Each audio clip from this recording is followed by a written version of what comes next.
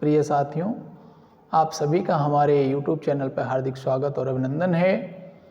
जैसा कि हम सभी इस सत्र में पद्मावत महाकाव्य पर चर्चा कर रहे थे, तो आइए आज पुनः पद्मावती महाकाव्य के सरोवर खंड पर हम चर्चा करें। और अभी तक हमने 2 पद पढ़ लिए हैं। आज हम पद्मावती महाकाव्य के सरोवर खंड के तृतीय पद पर चर्चा करेंगे।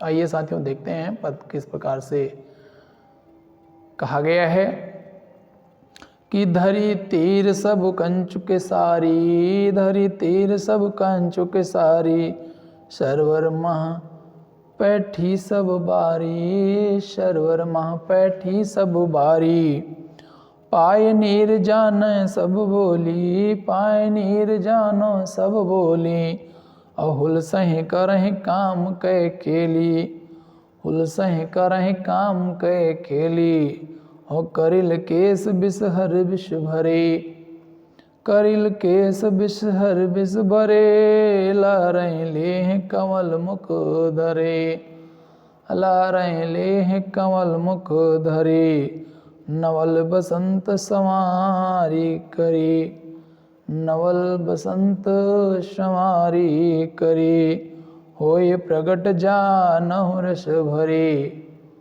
होय प्रगट जानहु रस भरी, उठी कोप जसदारी बुधा खा, उठी कोप जसदारी बुधा खा, भई अनंत प्रेम कैसा खा, भई अनंत प्रेम कैसा खा, और सरिवर नाय समाय सदारा, सरिवर नाय, सरिवर नाय समाय संसारा, चांद नहाय पैठ ले तारा, चांद नहाय पैठ ले तारा, और धन सो नीर सस तरई उरई, धन सो नीर, धन सो नीर सस तरई हुई, अब कित डेट कमलो कई, अब कित डेट कमलो कुई, चकै बिछुरी पुकारे,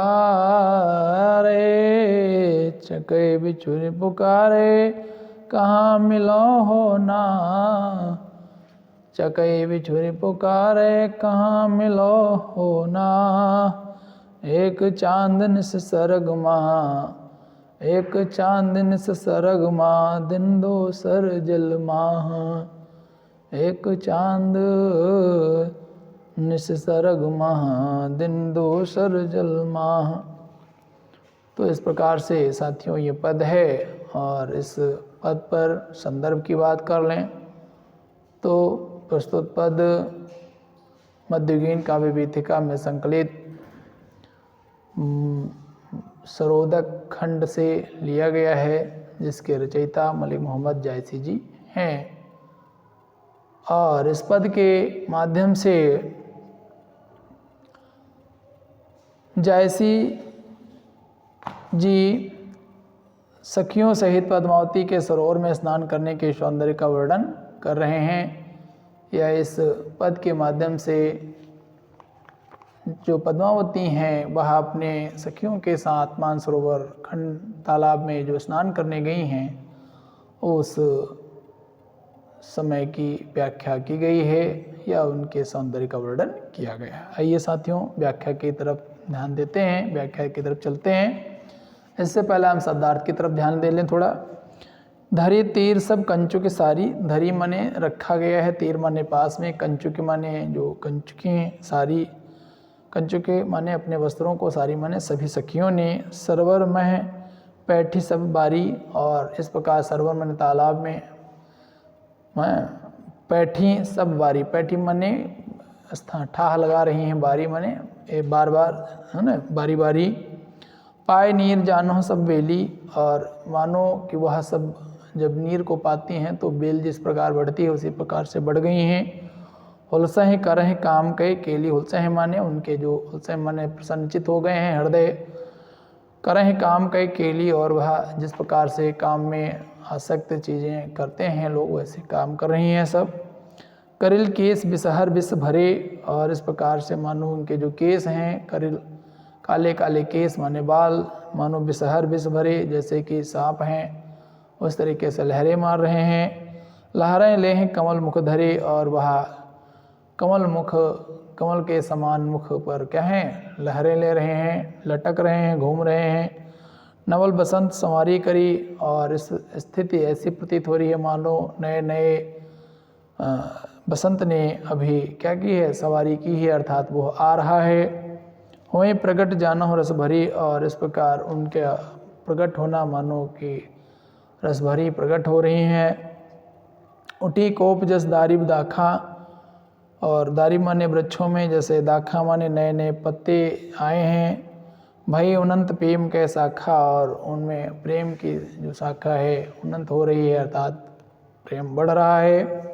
सरवर ना है समाय संसारा, और ऐसी सखियों को पा करके, ऐसी नहाने वालियों को पार करके सरोवर का, तालाब का भी अपने आप में फूला नहीं समा रहा है। चांद नहाए पैठ ले तारा, और मानो जो चंद्रमा है वह ही क्या है, बैठ नहाने के लिए आ गया है।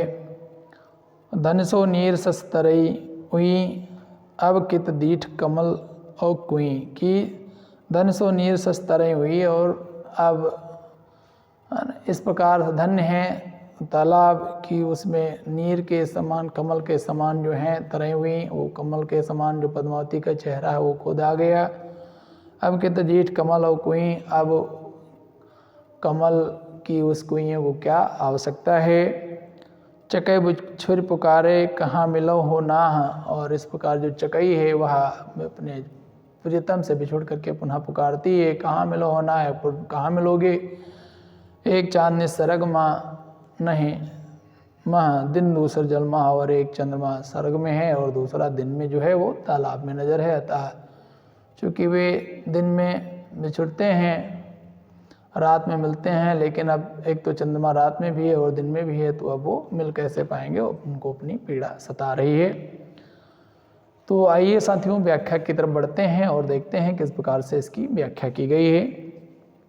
पद्मावती तथा उसकी सारी सखियों ने अपनी कंचुकियाँ और साड़ियाँ उतारकर सरोवर के किनारे पर रख दी हैं। कंचुकी माने जो भी वे वस्त्र पहनती हैं, और साड़ियाँ अर्थात जो छोटे अंग वस्त्र पहनती हैं। कंचुकियाँ चुनरियों को भी कह सकते हैं, और जो भी उनके अंग वस्त्र हैं उनकी बात कही कंचुकियाँ। और साड़ियाँ अपनी उतार करके सरोवर के किनारे पर रख दी, और वे सरोवर में प्रविष्ट हुई हैं। क्या हुई हैं? सरोवर में प्रविष्ट हुई हैं, अर्थात सरोवर में नहाने के लिए उतरी हैं।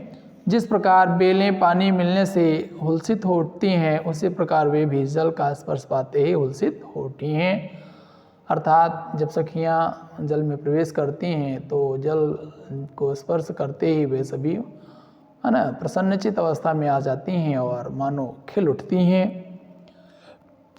आनंद में भरकर जल क्रीड़ा करने लगीं। उनके मुखों पर फैले काले केस लहराते हुए ऐसे लग रहे थे मानो विषधर नाग अपने मुखों में कमलों को पकड़े लहरें ले रहे हों। क्या कहा गया इस पंक्ति को देखेंगे। करील केस बिसहर बिस भरे, करील माने काले काले केस माने बाल, बिसहर बिस भरे मानो ऐसे ही लग रहे हैं कि जो विषधरे काले नाग हैं वह विष भरे हुए हैं, विष से परिपूर्ण हैं और कमलों को पकड़े हुए हैं। वे लहरें ले ही कमल मुख धरे, और क्या है कमल मुख के समान क्या है कमल को धारण करे हुए मुख पर क्या ले रहे हैं, लहरें ले रहे हैं। लहरें ले ही कमल मुख धरे, है ना, और लहराते हुए ऐसे लग रहे थे मानो विषधर नाग अपने मुखों में कमलों को पकड़े हुए या पकड़े हैं, लहरें ले रहे हैं। वे समस्त सखियाँ मानो बसंत की नई संवारी हुई कलियों की तरह रस से परिपूर्ण प्रकट हो रही थी। क्या कहा गया? कहा गया नवल बसंत संवारी करी होई प्रकट जानहु रस भरी, कि मानो नए बसंत ने क्या है सवारी की है, अर्थात नया बसंत आ रहा है। वे सखियाँ बसंत की नई सवारी हुई कलियों की तरह रस से परिपूर्ण प्रकट हो रही थीं या दिखाई पड़ रही थीं। उठी कोप जस दारिब दाखा, और जिस प्रकार बसंत में नई कलियां हिलोलित होकर नई कलियां नई कलियां रस से भरकर हिलोलित हो उठती हैं अर्थात आ जाती हैं, उसी प्रकार सारी बालाएं जल के स्पर्श से हिलोलित होकर जल क्रीड़ा कर रही थी। अर्थात जो पद्मावती हैं और उनकी सभी सखियां हैं जल के स्पर्श से क्या हैं आनंदित होकर के जल से क्रीड़ाएं कर रही हैं, अर्थात जल के सभी प्रकार के खेल खेल रही हैं। सरिवर नहीं समाये संसारा, सरोवर के श्यामता लिए जल में उनके मुख ऐसे प्रतीत हो रहे थे मानो अनार और अंगूर, है ना। तो ऐसे प्रतीत हो रहे थे मानो अनार और अंगूर हैं। वह सरोवर प्रसन्नता के कारण अपनी सीमा में नहीं समा रहा था, है ना। आगे क्या कहा गया है कि वह सरोवर जो है अपनी प्रसन्नता के कारण क्या है अपने में समा नहीं पा रहा था, अर्थात उसकी कोई सीमा नहीं थी कि वह कितना खुश है, कितना प्रसन्नचित्त है। उसमें सखियों सहित स्नान करती हुई पद्मावती ऐसी लग रही थी मानो चंद्रमा तारागणों सहित सरोवर में प्रविष्ट होकर स्नान कर रहा हो। क्या कहा गया कि ये बात बताई गई, सरिवर नहीं समाये संसारा चांद नहाए पैठले तारा, की जो मानो चंद्रमा है अपने तारों के साथ ही क्या है स्नान करने के लिए आ गया है। इसी प्रकार से जो पद्मावती हैं वह अपनी सखियों के साथ में उस तालाब में नहा रही तो ऐसे प्रतीत हो रही हैं। वह सरोवर और जल धन्य है जिसमें चांद और तारे उदय हुए हों, अर्थात धन्य सो नीर सस तरह उही, कि वह तालाब धन्य है जिसमें ससी तरह हुई है। ससी अरे चंद्रमा, तरह मने तारे, हुई मने वो आए हैं, अर्थात जो पद्मावती और उनकी सखियां हैं। पद्मावती चंद्रमा के समान सुंदर हैं और सखियां तारों के समान चमकती हैं, अर्थात चमचमानी हैं। अब कित डीठ कमल और कोई, तो जब वो सब आ ही गए हैं तो अब उसमें कमल और कुमुदनी कहाँ दिखाई दे सकती हैं, अर्थात तालाब में कमल और कुमुदनी का क्या काम है। भाव यह है कि पद्मावती और उसकी सखियों के सौंदर्य के सामने कमल और कुमुदनी का सौंदर्य निष्प्रभ हो गया है, अर्थात फीका पड़ रहा है। उनकी ओर अब किसी का ध्यान ही नहीं जाता, क्योंकि तालाब में साथियों कमल और कुमुदनी के पुष्प हैं, लेकिन चूंकि जब पद्मावती आ गई हैं, उनकी सखियां आ गई हैं, तो सब उन्हीं की ओर देख रहे हैं और कमल कुमुदनी की ओर किसी का ध्यान नहीं जा रहा है।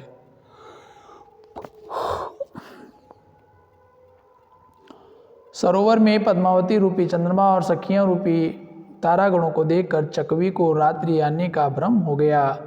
वह उनको चांद और तारे ही समझकर प्रियतम चकवे से बिछुड़कर पुकार उठी कि हे स्वामी, अब तुमसे मिलन कहाँ संभव है, क्योंकि आकाश का एक चंद्रमा रात्रि में वियोग कराता था और यह दूसरा चंद्रमा दिन में वियोग कराने के लिए जल में आ गया है ना। तो क्या यही बात देखें, पद से क्या कहे, चकई बिछुर पुकारे, चकई जो बिछुर करके पुकारती है, कहाँ मिलो है ना, हे प्रभु अब तुम्हारा मिलन कैसे हो सकता है, क्यों नहीं हो सकता। एक चांदनी से सर्ग माँ, क्योंकि कहती है कि एक जो चंद्रमा है जो स्वर्ग में रहता है ना, और वह मुझे क्या करता है अपने प्रियतम से छोड़ देता है, लेकिन दिन दूसर जलमा, और जो अब दूसरा है दिन में भी वो जल में उतर आया है, तो अब हमारा आपका मिलन कैसे होगा। विशेष क्या बातें बताई गई साथियों देखेंगे। सरिवर नहीं समाये संसारा, है ना, के अनुसार सरोवर पद्मावती के चरणों का स्पर्श समाप्त करने के लिए हिलोलित हो रहा है, और अब पद्मावती को अपने अंक में पाकर प्रसन्नता में इतना अधिक हिलोलित हो उठा है कि संसार में नहीं समा रहा है।